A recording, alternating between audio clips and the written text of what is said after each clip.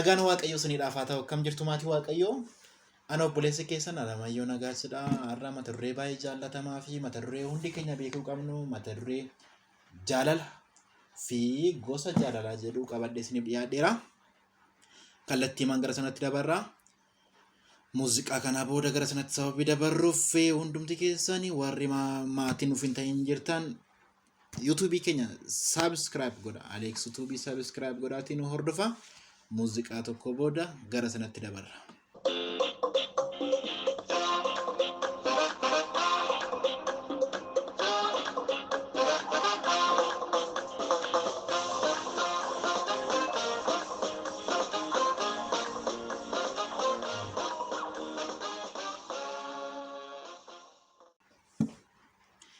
Deebinee dhufneerra. Nagaan siniif haa ta'u. Jaalala jechuun maal jechuudha?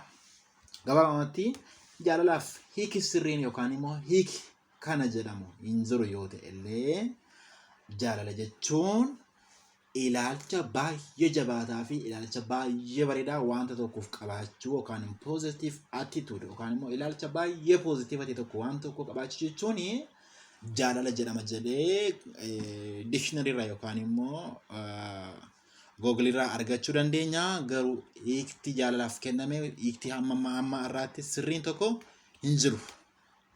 Garuu gara macaafa qulqulluutti gaafa deebinu gosoota jaalalaa meeqatu jira jennee yoo ilaalle achi keessaa jaalalli sirriin akkamii akka jiru hubachuu dandeenya.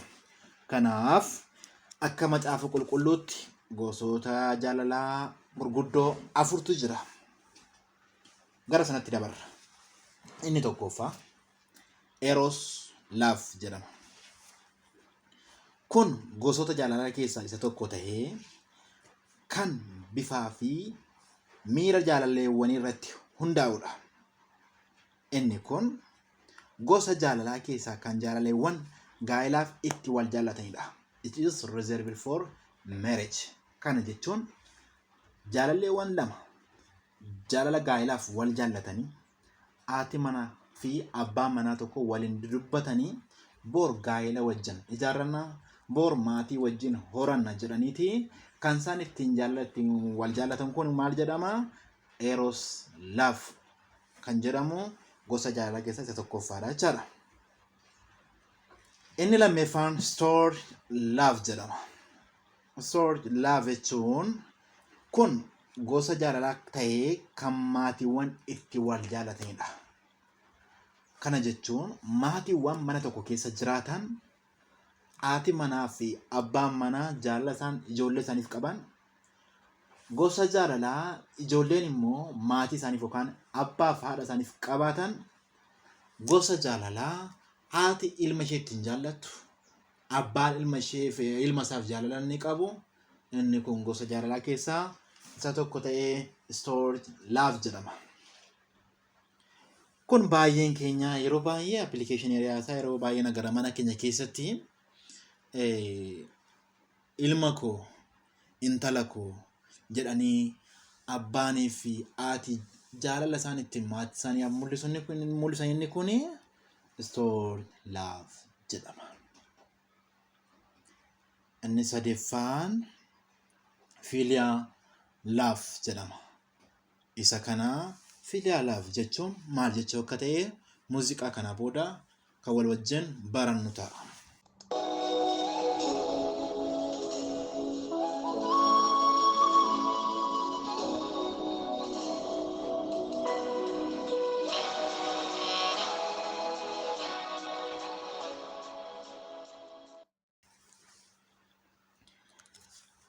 Filial Love kun gosa jaalalaa keessaa isa tokko ta'ee kan inni irratti xiyyeeffatu jaalala namooti waldaa keessatti waliif qaban yookaan jaalala amantoonni waldaa tokko keessatti wal wajjin waaqeffatan kan isaan waliin qabaatan gosa jaalalaa Filial Love jedhama. Kana jechuun jaalala kwaayirii keessa jiru, jaalala jaarsolii waldaa gidduu jiru, jaalala paasteroonni fi raajoonni waliif qaban, jaalala luboonni waliif qaban, akkasumas jaalala amantoota gidduu jiru walumaa galatti inni kun filaa laaf jedhama.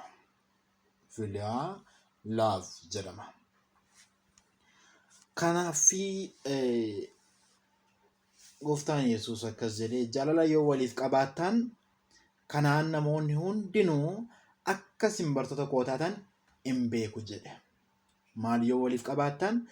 Jaalala yoo waliif qabaattan kanaan namoonni hundinuu isin bartoota koo akka taatan hin beeku jedhe. Yohaannis 13:35 irratti. Kanaaf filaa laafin jaalala amantoonni tokko jaalala namni Kiristoos amane tokko waliif qabu maal jedhama? Jaalala filaa laaf jedhama. Jedhamu waliif qabaa jechuudha. Namni Waaqayyoon nan jaalladha jedhee obboleessa isaa immoo yoo jibbee inni sobduudha. Obboleessa isaa isa arge kan hin jaallanne Waaqayyoon isa hin argin jaallachuu hin danda'u.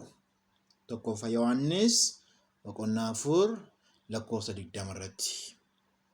Kanaaf gooftaan Yesuus Kiristoos kan nu ajaju yookaan kan nu abboome namni hundinuu obboleessa tokko jaallachuu akka qabu tokkoffaa Yohaannis 4:20 irratti. Jaalalli kun amantoonni kan waliif qabaatan, jaalala kun namni kamillee kan waliif qabaachuu qabu jechuudha.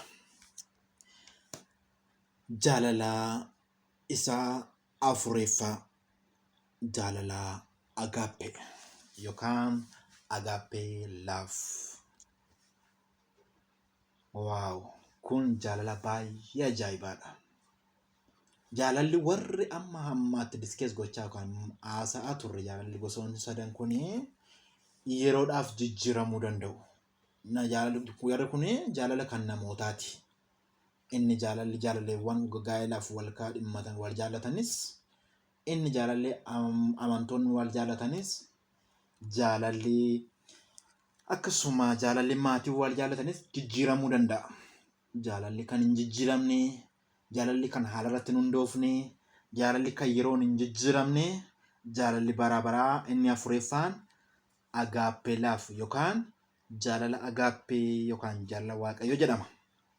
Inni kun gosa jaalalaa isa baay'ee beekamaa fi isa hangafa ta'edha. Kunis jaalala hin lakkaawamne, madaallii hin qabnee fi jaalala bara baraa kan ta'e jaalala Waaqayyoo ilmaan namaaf qabudha. Haaleluyyaa. Hubadhaa, jaalala hin jijjiiramneef jaalala hanga lubbuuttidha. Kanaaf fakkeenya yookaan ragaa kan nuuf ta'u Yohaannis 3:16 irratti akkas jedha. Waaqayyoo akkasitti tokkicha ilma isaa hamma kennuufitti biyya lafaa jaallate. Kun immoo isatti kan amanu hundinuu jireenya bara baraa haa qabaatuuf malee haa baduuf miti. Ammamitti nu jaallate? Tokkicha ilma isaa amma kennuufitti biyya lafaa jaallate. Eenyutti jaallate? Waaqayyo. Inni kun jaalala haala irratti hin hundoofne. It is not conditional love. It is unconditional love. Jaalala haala irratti hin hundoofne. Jaalala madaallii hin qabne. Jaalala hangafa ta'e jaalala Waaqayyoo. Inni afureeffaan kun jaalala agaappee yookaan agaappee laaf jedhama. Egaa kabajamtoota hordoftoota chaanaalii kanaa walumaa galatti guyyaa har'aa kana jaalalli maal akka ta'e gosoonni jaalalaa gosa akkamii akka jiran wal wajjin ilaalleerra. Yeroo bira mata duree biraadhaan hanga walitti deebinutti nagaan naa turan siniin jedha. Gooftaan sinaa eebbisu. Chaanaalii keenya saabskraayib godhaa. Hiriyoota keessaniif sheer godhaa. Eebbifama. Gooftaan sinaa eebbisu. Yeroo gaarii. Chaaw. Ana obboleessa keessan Alamayyoo Nagaashidha.